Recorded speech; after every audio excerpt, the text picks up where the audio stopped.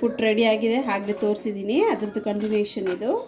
ಅದನ್ನೆಲ್ಲ ಒಂದು ಪಾತ್ರೆಗೆ ತಗೊಂಡು ಇದಕ್ಕೆ ಬೇಕಾಗುವ ತೆಂಗಿನಕಾಯಿಯ ತುರಿ ಒಂದು 3 ಸ್ಪೂನ್ನ ಹಾಕ್ಕೋಬೇಕು.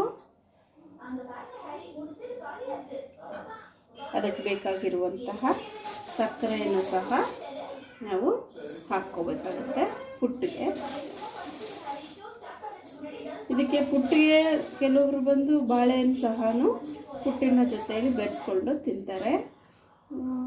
ನಾವು ಸಕ್ಕರೆಯಲ್ಲಿ ಹಾಕ್ತಾಯಿದ್ದೀವಿ ಅಷ್ಟೇ. ಇದನ್ನು ಹಾಕಿ ಚೆನ್ನಾಗಿ ಕಲಿಸ್ಕೋಬೇಕಾಗತ್ತೆ. ಕಲಿಸ್ಕೊಂಡಾದ್ಮೇಲೆ ಪುಟ್ಟು ರೆಡಿ ಆಗುತ್ತೆ, ಸವಿಯಲು ಸಿದ್ಧವಾಗಿರುತ್ತೆ. ಇದು ನನ್ನ ಮೊದಲನೇ ವಿಡಿಯೋ ಅಡುಗೆ ಆಗಿರೋದ್ರಿಂದ ಎಲ್ರಿಗೂ ಇಷ್ಟ ಆಗಿದ್ರೆ ಪ್ಲೀಸ್ ಕಮೆಂಟ್ ಮಾಡಿ, ಶೇರ್ ಮಾಡಿ ಮತ್ತು ಲೈಕ್ ಮಾಡಿ. Thank you very much all ಯಾರು ನನ್ನ